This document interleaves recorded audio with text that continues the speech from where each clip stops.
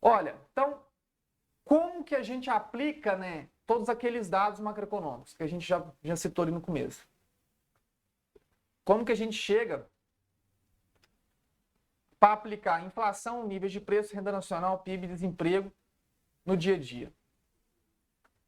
A macroeconomia, pessoal, serve, né, quando a gente pega todos aqueles fatores, a gente vê como que está a saúde econômica do nosso país.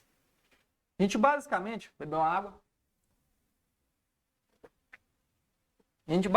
com aqueles dados, né, a gente consegue entender se o Brasil está, qualquer outro país, né, está saudável economicamente. Então a gente pega a economia, né, a gente pega aqueles dados para responder a pergunta: como está a nossa economia? Quando a gente responde essa pergunta, quando a gente tem fatores que nos perturbam, né, diante de alguns possíveis ameaças, a gente cria, eventualmente, soluções.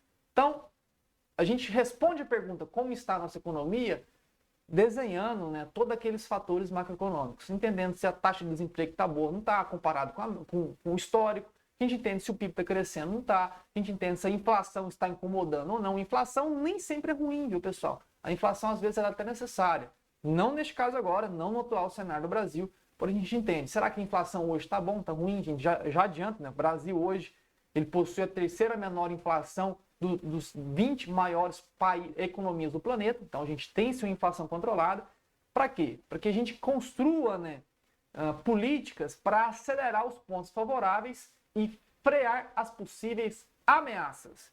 Então, basicamente é para isso. A gente metrifica, desenha o cenário para que a gente possa, eventualmente, criar, né, medidas para acelerar o que está bom ou frear o que está ruim. E como que funciona, né, essas políticas? Como que funcionam essas atuações? Quais são os instrumentos de reação que a gente chama da política macroeconômica? Política macroeconômica é um braço da nossa política, né, que estuda realmente a macroeconomia e como criar reações, ou acelerar o que está bom, ou frear o que está ruim.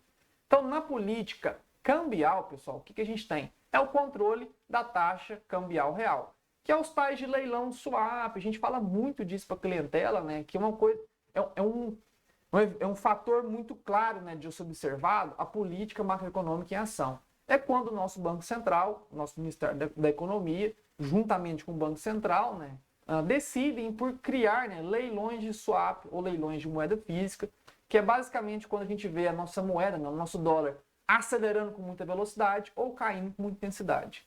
Nesses movimentos, né, de muita significância, o nosso Banco Central pode entrar atuando, criando leilões de swap, que é basicamente trocar juros por moeda ou leiloar moeda física, que não é tão comum, porém já aconteceu até recentemente, durante a pandemia, foi necessário nosso Banco Central leiloar moeda física para interromper a saída ou a agressiva entrada de capital no nosso país.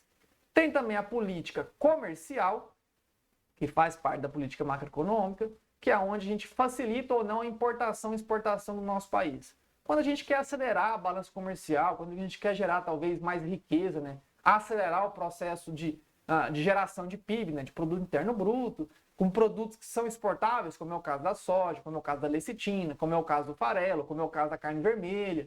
A gente então cria facilitação ou não de importação e exportação do nosso país.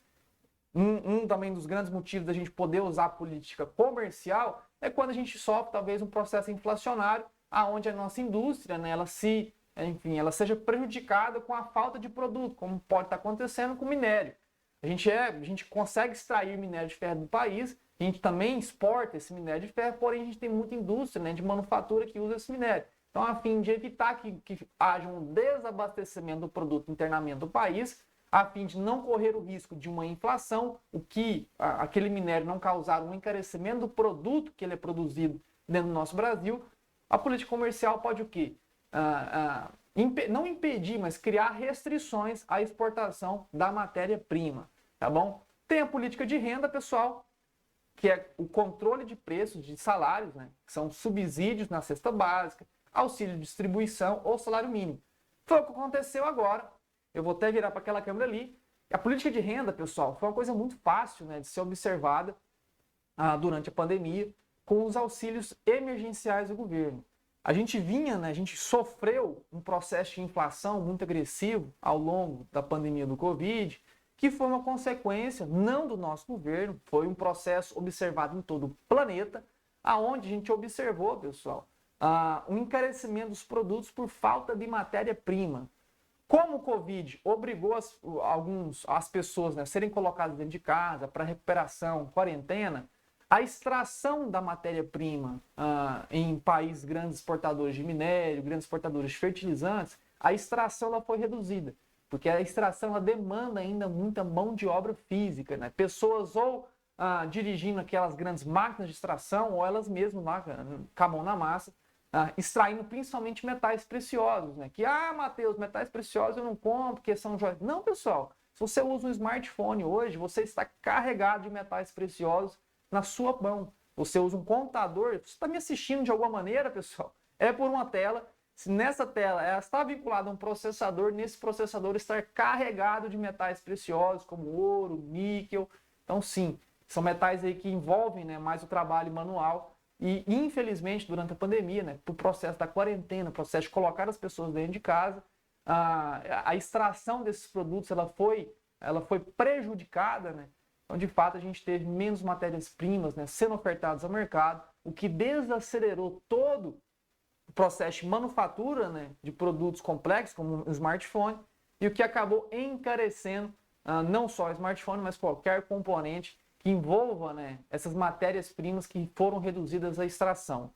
Então, a inflação veio, foi também muito observada no Brasil, e a gente teve, né, de imediato a política de renda sendo aplicada no nosso país, método do atual governo, onde ele criou, né, a expansão dos auxílios emergenciais do Covid para dar mais renda àquela classe que não só estava vendo tudo encarecer nas prateleiras, mas também tinham perdido empregos, tinham perdido renda familiar. Então, a política de renda foi muito fácil de ser observada aí ao longo desses 2 últimos anos, durante o Covid, com os tais auxílios emergenciais. Tá bom? Vamos lá. Política fiscal, pessoal, que são o quê? Os impostos cobrados da população em geral e das empresas. Basicamente também para ou acelerar a receita do governo ou desacelerar o consumo de um produto específico, tá bom? Então, quando a gente vê eventualmente algum produto específico sofrendo encarecimento, a gente pode criar uma política fiscal para encarecer aquele produto, aumentando ou não o imposto gerado sobre aquele produto específico. Tá bom? A política fiscal também a gente viu muito sendo aplicada agora durante a pandemia, pessoal, que foi a redução do IPI, né? Principalmente em automóveis ou em bens manufaturados, né? Que fossem ali isentos da zona fiscal da Amazônia, né? A gente teve muitos produtos que sofreram essa redução de IPI para quê? Para controlar a inflação. Então, na política fiscal, no Brasil também foi muito fácil ser observado durante a pandemia, onde a gente teve lá um encarecimento forte, né, de alguns tributos cobrados pelo imposto, pela a esfera federal quanto a esfera estadual, para facilitar a compra, né, ou elevar o poder de compra da população média brasileira. Política monetária também. Política monetária é uma política muito aplicada também, foi muito observada não só durante o Covid, mas no primeiro ano do atual governo de Bolsonaro, pessoal, onde a gente teve uma grande mudança, né, na política monetária brasileira, que se constitui basicamente na emissão ou disponibilidade de moeda, imprimir dinheiro, ou títulos públicos, que é aumentar, né, não só a impressão de capital, mas também oferecer mais títulos, né, da dívida do nosso governo. O governo imprime mais títulos públicos para quê? Para que pessoas interessadas em investir no nosso governo possam comprar parte da dívida do atual governo. Do atual não, de qualquer governo. Então ele cria, né, títulos públicos para dar a oportunidade de quem quiser realmente aplicar esse capital no nosso governo, comprando dívida do governo. E a alteração da política de juros, né, coisa também muito comentada aí nos últimos anos, né? Falamos muito disso ao longo dos 2 últimos anos. Lá em 2019 tínhamos uma política de redução do Selic, né? Que era reduzir os juros do Brasil para baratear o dinheiro, para acelerar o crescimento do país, incentivar realmente o empresário a tomar mais risco, né? Então a gente tinha, lá pré-pandemia, a gente tinha uma política de desaceleração dos juros, pessoal, que seria quando a gente reduziu a carga de juros cobrada, né? Reduzindo a Selic, passando a mensagem ao mercado privado de que os juros, né, o dinheiro no Brasil precisava baratear. E para que isso? Para a gente poder, né, acelerar o empréstimo, para que grandes empresas, grandes empresários pudessem tomar mais crédito, tomar mais risco, acelerar o seu negócio, expandir o crescimento da produção interna bruta brasileira. Porém, chegamos à pandemia, tivemos que passar pelo processo contrário. A gente teve que passar pelo processo de inchaço, elevação dos juros, para que esse empresário deixasse de tomar risco, para que aquela grande empresa deixasse de tomar risco, porque o dinheiro estava encarecendo. Então, quando a gente fala, o juros está subindo, o juros está caindo, o Selic está subindo, o Selic está caindo, basicamente, pessoal, serve para quê? Encarecer ou baratear o dinheiro, o custo do dinheiro, para incentivar ou não o risco, para incentivar ou não a tomada de crédito. Incentivar a tomada de crédito, o que faz? Aumenta o poder de compra da população brasileira. Quando a gente encarece o crédito, quando a gente encarece os juros, quer dizer o que então? A gente está encarecendo o dinheiro, está tirando, né, poder de compra da população brasileira.